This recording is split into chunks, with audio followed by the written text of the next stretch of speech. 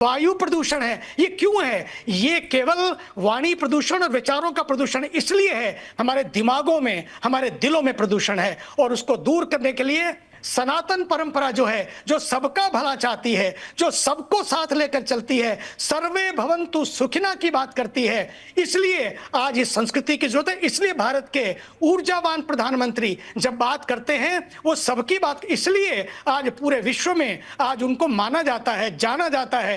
कहीं भी जाते हैं तो उनका वो सम्मान होता है।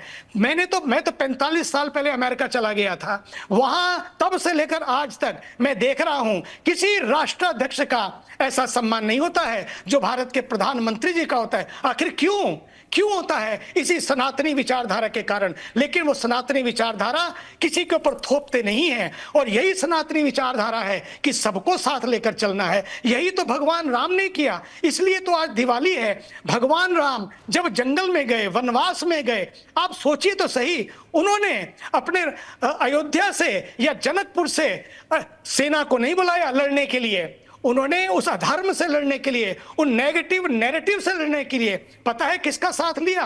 सबका साथ किसका लिया? उन्होंने घोल कोल को, भील को, किरात को और बंदरों को, रीछों को अपना सलाहकार बनाया, अपना सहयोगी बनाया, जिनको हम आज की भाषा में आदिवासी कहते हैं, वनवासी कहते हैं, गिरिवासी कहते हैं, जिनको हम लोग दलित कहते हैं। आपको मालूम है, ये जो बात करते हैं कि सनातन इनको नहीं पूछता, उनको नहीं पूछता, जाति पाति की दीवारें खड़ी करते हैं। सच तो मानिए, उन्हीं दलितों को, उन्हीं आदिवासियों को, उन्हीं वनवासियों को भगवान ने अपना सहयोगी बनाया और सबसे ज्यादा सम्मान उनको दिया। यहां तक जब भगवान राम सम्मान देते हैं, वो कहते हैं मुझे तो अपने भाई भरत से भी ज्यादा, लक्ष्मण से भी ज्यादा, पता कौन प्रिय है?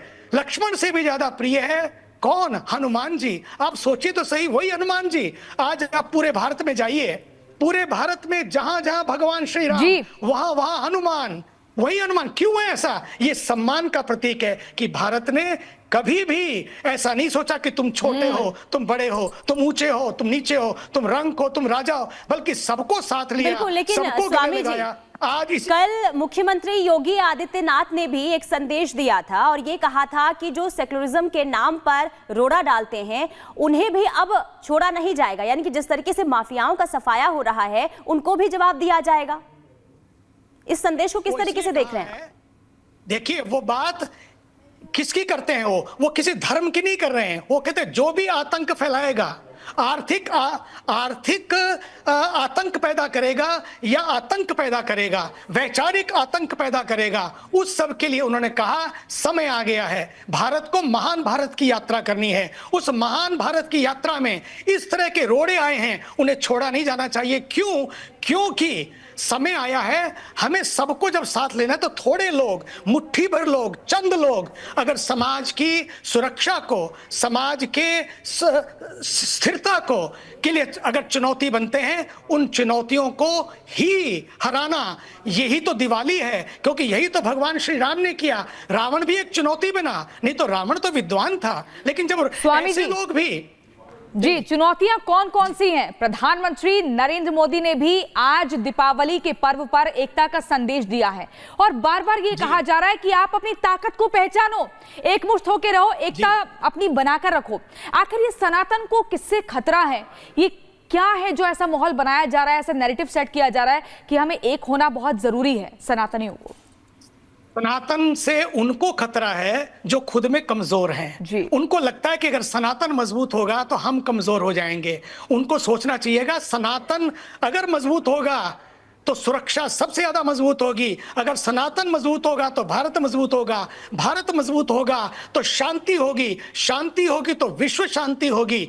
और जब विश्व शांति और शांति पूरे भारत में और विश्व में होगी, पक्का मानिए उसमें लाभ किसी एक को नहीं, सबको मिलेगा। हाँ, चंद भर, मुट्ठी भर लोग जो नैरेटिव घड़ते हैं। मैं आज कहना चाहता हूं, दिवाली का मौका है, आइए एक नया दिया जलाएं पॉजिटिविटी का। Be positive and stay positive. हमारे सबके रगों में, नसों में, नाड़ियों में एक ही खून बहता है, उसका रंग है लाल। तो हमारे दिलों में, हमारे दिमागों में क्यों बहता है नफरत का दूसरा खून? क्यों बहता है? इसलिए आज समय आ गया है, हमारे रगों में, हमारी नाड़ियों में, नसों में जो एक खून बहता है, एक उसका रंग एक है। कौन है ये आइए नफरती लोग अपने स्वामी देश जी? में- कौन है ये अराजक लोग, नफरती लोग? कहां से आए? इनका क्या एजेंडा है जिसे उजागर करना एजेंडा जरूरी है, केवल- समझना जरूरी है और समझाना भी समाज के एक एक तबके को जरूरी है? केवल एक ही एजेंडा है, वो है खुद को आगे बढ़ाना, अपने स्वार्थ को आगे बढ़ाना। वो लोग हैं, दो तरह के लोग होते हैं, एक होता है व्हाट फॉर मी और दूसरे होते हैं व्हाट थ्रू मी। एक होते हैं मेरे लिए क्या और दूसरे होते हैं मेरे थ्रू क्या।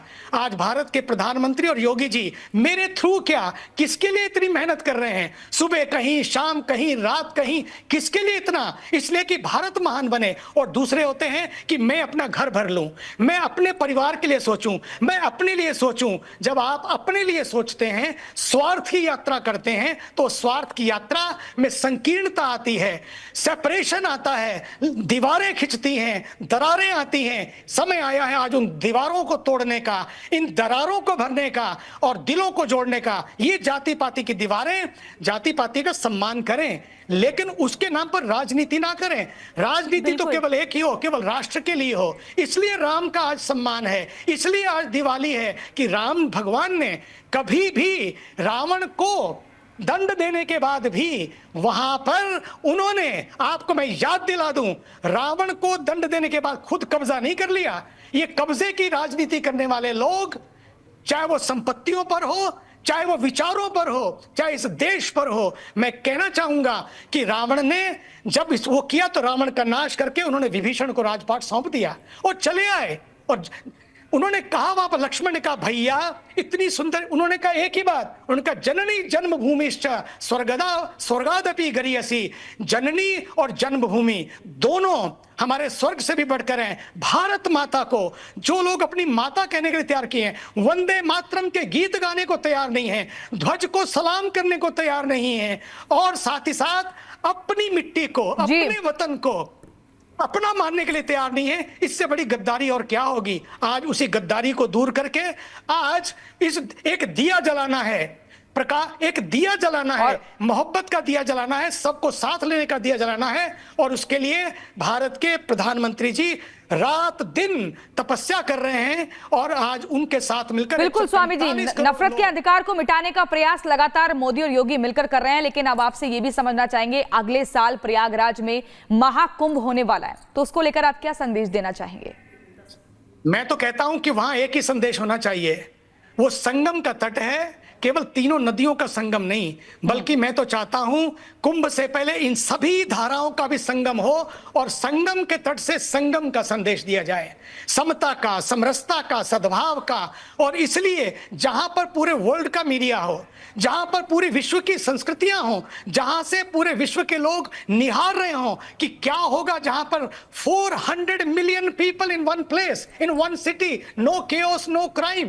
Can you believe it? Anywhere in the world इतना बड़ा, ये इतना बड़ा, कहीं भी इतना बड़ा आध्यात्मिक मेला नहीं होता है जहां पर लोग इकट्ठे हो और क्राइम ना हो, केओस ना हो, कुछ ना कुछ बिल्कुल घटता है, स्वामी लेकिन जी, यहाँ एक लोग छोटा सा आते हैं सवाल केवल ये भी होगा, क्योंकि देखिए जिस तरीके से हम लगातार देख रहे हैं कि दिवाली हो या फिर दुर्गा पूजा हो या फिर दशहरा हो, उसमें जिस तरीके से लगातार धर्म के नाम पर भेदभाव करने की कोशिश होती है, उन लोगों को आप क्या संदेश देना चाहते हैं?